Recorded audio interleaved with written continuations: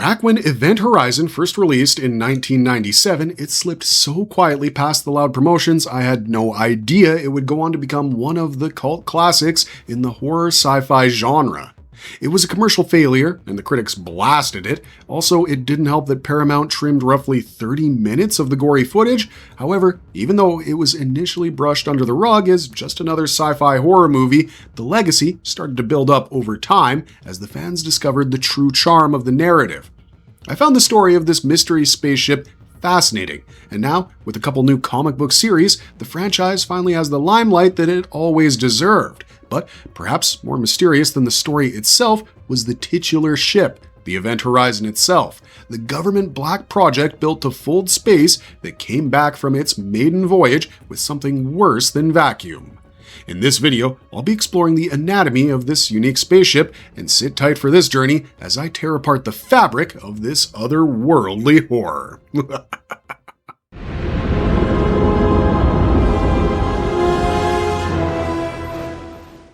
What was the Event Horizon actually built to do, and why did it take 7 years to come back? Before I dive into the anatomy of the ship, I think it's only proper to give you some context, especially for those of you who may not have watched the film, or the people who have forgotten all about it. The Paul Anderson movie was our first introduction to the ship, even though the prequel comics give us insight into everything that happened, and I'll get to those later. In the film, a distress signal is received from Event Horizon in the year 2047. The spaceship had disappeared during its maiden voyage to Proxima Centauri 7 years earlier, and it reappeared mysteriously in orbit around Neptune. This is when U.S. Aerospace Command dispatched the Lewis and Clark rescue vessel to investigate, and the crew members embarked on a life-changing mission. The scientist who designed the ship, Dr. William Weir, also joins the crew, and he explains how the Event Horizon's experimental gravity drive system folds space-time to transport the ship across vast distances instantly. The ship had vanished after the gravity drive system was activated near Neptune, and after 7 years, it had reappeared around the same spot where it vanished. It transmitted a garbled distress signal, and the crew even translated a phrase in the distress signal that said, "Save yourself from hell." However, when it actually disappeared, the news was framed very differently, and it was said that the ship had been destroyed in an accident. The classified nature of the mission was covered up, and this is one of the reasons why Weir was chosen to join the rescue crew. Basically, the rescue team expected nothing out of the ordinary, and it was supposed to be a usual search and rescue operation, not a horror investigation. What kind of vessel is the Event Horizon? A government black project or a deep space explorer? The name Event Horizon actually holds a lot of significance. It's a scientific term for the boundary around a black hole beyond which nothing, not even light, can escape. It was a term coined decades before the film, and it's thematically similar to what the ship's drive is capable of. The Event Horizon may have been publicly described as a deep space exploration ship, but in reality, it was something a lot more complicated. It was a secretly built experimental project that was designed to test the possibility of faster-than-light travel. Of course, we get a lot more context from the subsequent comics that explain a lot more about the ship than the original film. What is the gravity drive system, and how was it created? The lore of Event Horizon is expanded upon a lot in the comics, and Event Horizon Dark Descent gives us a solid account of what takes place before the events of the movie. In Issue 1, we find out how the gravity drive system came together. Dr. William Weir lost his wife Claire, who killed herself, and it's implied that some kind of demonic entity haunted her. Weir blamed himself for not being there for her, as he was busy with his work on the gravity drive, and this technology was designed to allow the Event Horizon ship to travel vast distances instantaneously. Weir has disturbing dreams of his disfigured wife telling him to come and find her, and he wastes no time in grieving and returns to work immediately. At this point, Weir is obsessed with perfecting the technology, and he's driven by something sinister that almost wants him to implement the gravity drive technology on the ship. When it's done, the crew is assembled for this trip, and they happen to be comprised of all kinds of broken and twisted people. One survived an abusive partner, one's dying from cancer, and one even seems to have a secret of their own. The gravity drive works in Issue 2, and the Event Horizon ends up in a strange otherworldly realm surrounded by masses of flesh and disfigured faces. The gravity drive shuts down, effectively trapping the crew in this hell dimension, and the crew experiences something so terrible that they're driven to mutilate themselves and fight each other to horrifying deaths. During this chaos, when one of the crew members examines the drive, he discovers it's functioning normally, and he hears an organic hum as if it's breathing or sleeping. Searching behind a panel, he discovers a mass of flesh, but at this point it's difficult to say if he's seeing things for real or just hallucinating. It's revealed that this entire setup is the handiwork of the demonic entity Paimon, and I'll cover more on this later. When the massacre finally ends, the final issue of the comic gives us a glimpse at what Weir sees in his dreams following the disaster. He sees his wife calling him out to the event horizon, telling him that the ship is like the child they never had and that he must come and find her. Is the event horizon actually alive, or is it just someone or something that moved in? Before the sequel comics, Event Horizon Inferno, this topic was actually up for more debate, especially if you were just working off the knowledge from the film. You see, in the movie, the crew members repeatedly insist that the ship is behaving with its own apparent intent, and the sensor readings suggest a lifeform presence that's never fully resolved by the end of the film. However, it's quite natural to decode the entire sequence of events very differently. One could always argue that the gravity drive technology succeeded, but in the process, the ship encountered something far beyond normal human comprehension. Whatever it encountered on the other side of the gate came back with the ship attached to it like a sentient mind, and the movie purposely didn't settle the debate. Anderson later revealed that he considered an ending that would explicitly reveal that the devil was controlling the ship, but he chose not to go ahead with such a climax. He felt that naming the entity outright would be a letdown compared to leaving it ambiguous, and this is precisely what the comics try to explore further in both the sequel and prequel run. How is the sentient nature of Event Horizon further revealed in Event Horizon Inferno? When I put the whole story together across the prequel comics, the movie, and the sequel comics, I'm more and more convinced that Paimon orchestrated the entire mission of the Event Horizon and the gravity drive technology in order to find a fresh source of new victims. Something changes in the ship after it uses the gravity drive, and the first jump takes it to the hellish dimension of Paimon. I think it's at this point that the ship gains some kind of twisted sentience and starts to act like an organism itself, transformed from the inanimate object that it is. More on this is revealed in the sequel comic series, Event Horizon Inferno, set roughly 200 years after the second disappearance of the Event Horizon. This time around, we have Daniel Durante, who's the owner and CEO of Earth's largest space travel corporation, and he wields a lot of wealth and power. He sets off on a deep space expedition, and by now, the stories around the Event Horizon have turned into rumors and ghost stories. However, Daniel is keen on retrieving one thing, the gravity drive, the technology that humanity has been unable to replicate without Weir. Finally, Durante and his crew locate the Event Horizon's remains in space, and he sends a team of Space Marines to investigate. Initially, the team reports that sensors are detecting faint signs of life aboard the Event Horizon, and they even come across the deformed and preserved body of Lewis and Clark crew member Ensign F.M. Justin. Meanwhile, Durante's first wife, Skylar, is released, and the life ratings throughout the Event Horizon suddenly spike. Daniel Durante explains that the ship has remained dormant for years because it was missing something, and now it's come back to life. The ship starts moving on its own towards Neptune, and the Space Marines are confronted by a crew member of the Lewis and Clark named Stark, who tells them that the ship is taking them to hell. Did the ship need Stark to stay alive? In issue 3 of Event Horizon Inferno, we find out more on the mysterious survival of Stark, who has remained alive for more than 200 years. However, as it turns out, she's the last survivor among the crew members for a reason. The Event Horizon needed her so that it could remain alive, and she has endured a cycle of fighting and killing and dying at the hands of demonic creatures all this time. The ship wanted to exploit her trauma to sustain itself, but when it found out she had none, it created trauma by putting her through this relentless suffering.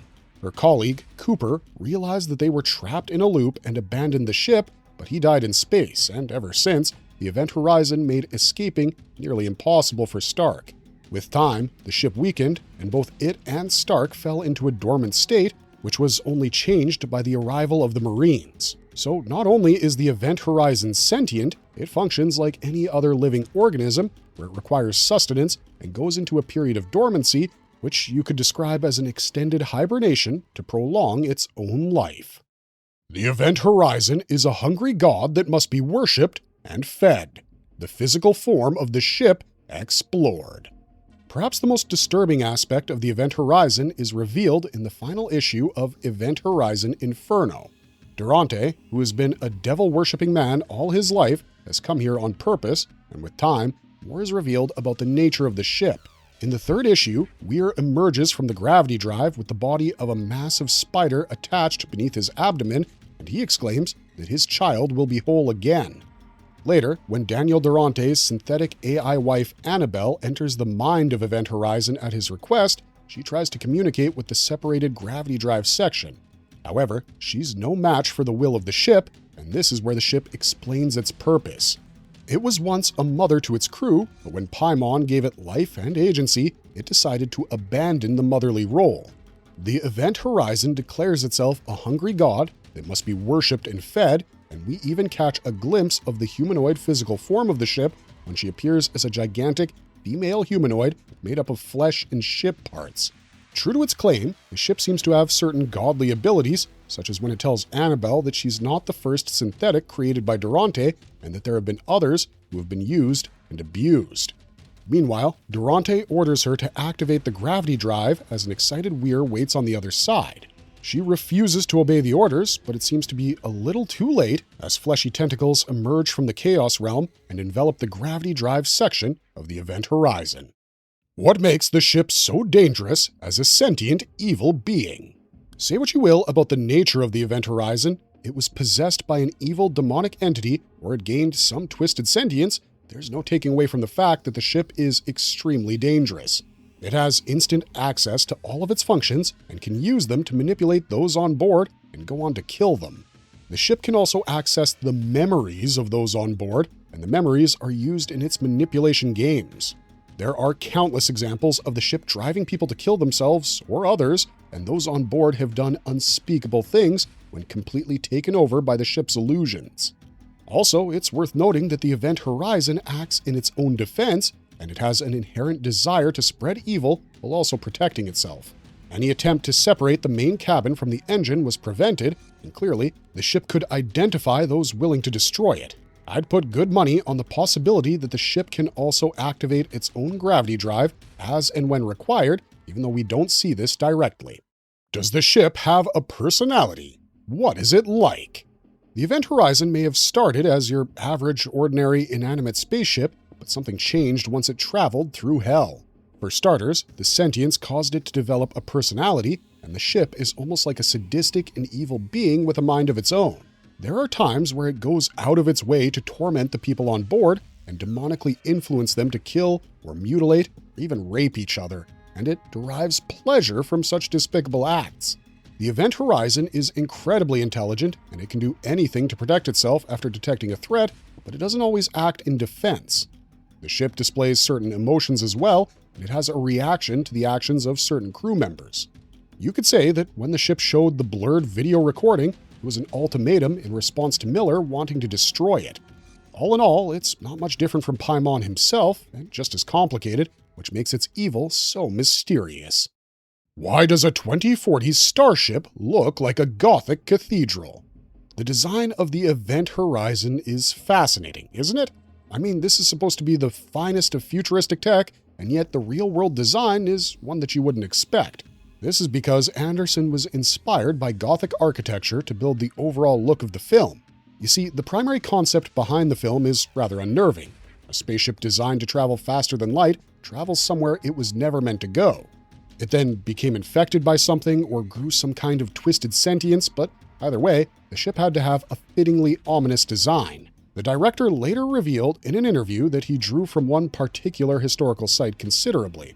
In his words, "I wanted to do something different that hadn't been done in spaceships before, and because we were telling a Gothic horror story, I reached back in time. We basically built Notre Dame Cathedral in the computer, and then we pulled it apart and we used different elements of it to build the Event Horizon.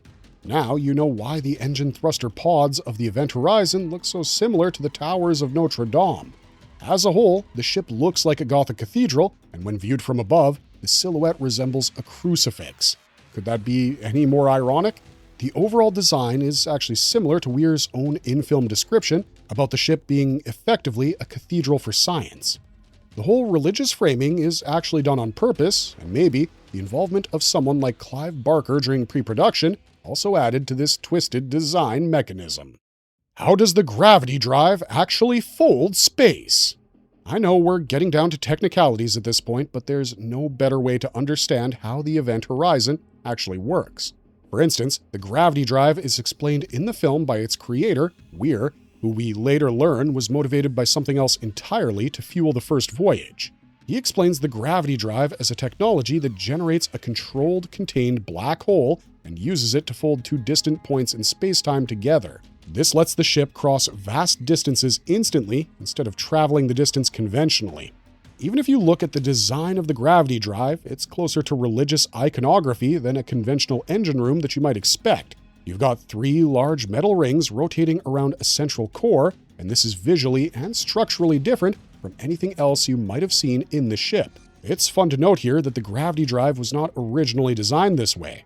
In the early drafts, it was supposed to be a plain black orb that contains an active black hole, and it was only a consultation with Clive Barker that convinced Anderson to redesign it. In short, the gravity drive is not like an engine that powers super-fast travel. It's more of a futuristic technology that has to be activated in order for great distances to be traversed in the wink of an eye because of the black hole-related tech. Built-in escape boat or ticking time bomb. What the ship's layout actually reveals. The architecture of the event horizon is bizarre, and that's putting it mildly. The ship has a hallway leading to the engine room, and this hallway is a giant rotating tube lined with spikes. The engine room is lined with spikes as well, and the actual purpose of this design is to reduce the effects of the gravitational field. However, the design aspect I find the most intriguing is the one that's built like an emergency escape boat. There's a disposable section, and the ship is designed with a forward living or command area and a rear engineering drive section that's joined by a long tunnel. This tunnel is lined with charges that can be detonated in an emergency to separate the two sections. The forward section would then be launched as a lifeboat. The entire climax of the film rests on this mechanism, and something tells you that whoever built the event horizon anticipated things going wrong. The final few surviving crew members managed to seal off the bridge of the ship, and Miller plans to destroy the central corridor with explosives, splitting the ship in two. But of course, the ship itself foils that plan. Now, it's not abnormal for a spacecraft to have such emergency provisions in place, but such an extreme escape pod seems a bit strange. Also, it's worth noting that the ship's corridors and doorways are coffin-shaped by design, and this is an intentional detail that further adds to its eerie vibe. What does the recovered distress tape actually say, and who left it? I would say that the fate of the event horizon, and the ones who go in there helplessly into the pits of hell, actually rests on one distress tape and its interpretation. Yep, I'm talking about that garbled transmission from the original crew of the ship that contains screaming and a repeated Latin phrase saying "Liberate tudemet ex inferis." This roughly translates to "save yourself from hell," but DJ, the Lewis and Clark's doctor, misinterprets it. He thinks the phrase says "save me," and it's only later that DJ isolates the voices and figures out the true message. The distress tape is the sound of hell, and when the crew plays the audio, they just hear pure static. That audio is actually a major hint that the gravity drive has opened up a gateway to a hellish dimension, and the crew members have been turned into sadistic monsters. It was an elaborate trap laid out by the ultimate evil from this otherworldly dimension. The original captain recorded the video during his final moments of sanity, and the evil entity chose to broadcast this distress message across space 7 years later to lure a new crew to its lair. It was the perfect bait, and it worked because soon the Lewis and Clark went in to add more victims to the ship. The comics finally answer it. What really happened to Captain Kilpack's crew? When Event Horizon Dark Descent released, it offered valuable insight into the fate of Captain Kilpack's crew. The comics were written with input from the original screenwriter, Philip Eisner, and it served as a prequel following the ship's original crew. Led by Captain John Kilpack, all crew members have their troubled past and trauma to unpack, which becomes the perfect feeding opportunity for Paimon. Yep, these comics is where Paimon first shows up as the giant red demonic creature himself. He declares he's the king of hell and commands one of the crew members to stab himself in the brain. What follows is a complete massacre as the crew members turn against each other and get slaughtered. Most of the crew is killed, but finally, the captain is confronted by Paimon. He torments Killpack for failing to save his crew, and to torment him further, Paimon resurrects the crew and makes them mutilate each other in front of him. Killpack orders the surviving crew members, Sang and Quan, to destroy the ship by detonating explosives, but the plan doesn't work as Paimon prevails, along with the Event Horizon. Who or what is Paimon, and how does a demon explain Weir's whole arc? A lot of the evil you encounter in this film is explained in the comics, and this is largely because of the introduction to Paimon, the overarching antagonist. Paimon is the king of the Chaos Realm, the hellish dimension reached by the Event Horizon. He exploited Dr. William Weir's grief over his dead wife and manipulated him to lead many victims into his lair. Paimon also happens to be the entity who's behind the corruption of the Event Horizon, and he's the one who turns the ship into an evil sentient being. Paimon's ultimate goal seems to be dragging a steady supply of human victims into the Chaos Realm, and this is where the scope lies if one were to continue the story. The comics actually reveal that Paimon influenced Weir even before the voyage happened, which means that his powers can work across dimensions even if he's not at full strength on Earth. He instilled the enthusiasm to build the gravity drive that would draw the Event Horizon into the Chaos Realm, and you should know that the name Paimon is not something created for the story. Paimon is a real figure mentioned in older Western occult grimoire tradition, where he's listed as one of several kings among 72 named spirits. Paimon lured a weakened Weir with the promise of resurrection for his deceased wife, and the visions of his wife at the end of the Dark Descent comic series show just how manipulative Paimon can be. The footage no one will ever see. What actually happened to the missing 30 minutes? This is probably my biggest complaint about the movie, even more than the fact that it wasn't promoted properly. The theatrical cut of Event Horizon was trimmed down heavily from the original version by the director. This is probably the biggest cost of working within the Hollywood studio system, where producers and studios always have a say that overpowers the director's vision. Paul W.S. Anderson endured the same, and I wish they put out a director's cut version for us to see. Anderson has often spoken about how his original version was much longer and gorier. The original cut was apparently 2 hours and 10 minutes, which is over 30 minutes longer than the theatrical cut. There's an entire scene about the briefing that Dr. Weir receives about the unexpected return of the ship, along with a demand to go along on the rescue mission. Also, one of the deleted scenes that's resurfaced shows Captain Miller making a disturbing discovery while he explores the ship. He finds a floating human tooth with partial gum attached, and it moves through the corridor. My guess is that that tooth probably belonged to one of the original crew members who were tortured and murdered in hell. However, the most infamous deleted footage is that of the blood orgy, or the death of the Event Horizon crew.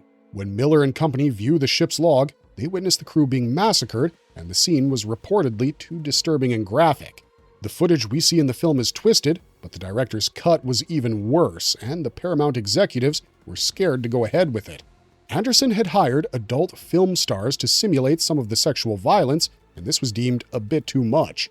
There were further visions of hell, and the movie ended with an homage to The Shining, where the cryo-sleep tank fills with blood and explodes. There was a brief extension to that scene, where Sam Neill could be seen in his Cenobite-like final form, crawling down a ladder like a spider. I wish they hadn't cut this uniquely horrifying footage, and maybe the film would have performed a lot better with the original version. Unfortunately, the deleted footage has been lost, and Paramount didn't store it properly, and I think even they regret losing out on a fortune once the film became a cult classic. Where does the story stand right now? Is the Event Horizon still out there? The current status of the story rests with the comic series Event Horizon Inferno that tells the sequel story almost 200 years after the events of the film. It follows the journey of a twisted, devil-worshipping billionaire, Daniel Durante, who funds an expedition back to the wreckage of the ship. Also, as I mentioned before, Lieutenant Stark is revealed to have survived, and this connects the new characters to the cast from the movie. I was thrilled to find out that a TV adaptation had been announced in 2019, but it's remained dormant for so long that I wouldn't get too optimistic about it. With the final issue remaining in Inferno, I'm keen to see what happens to Durante and Paimon's sinister plan, because this will determine the future course of the franchise. I don't think I'm exaggerating when I say that Event Horizon is among the finest sci-fi horror films ever made, and the comic series follow-up in recent years has only added to the great lore. The story is gripping, but more importantly, it leaves room for a continuation, or maybe even a sequel. I can't recall another example of a sentient ship turning evil the way the Event Horizon did, and I hope I was able to clarify a lot of mysterious details about its anatomy. That said, let us know in the comments down below what you think of the complicated and twisted lore of Event Horizon, and also let us know your thoughts on the nature of the ship. If you like this video and you want to see more content like it, don't forget to hit those like and subscribe buttons. But otherwise, thanks for watching, stay safe out there, and we'll see ya in the next one.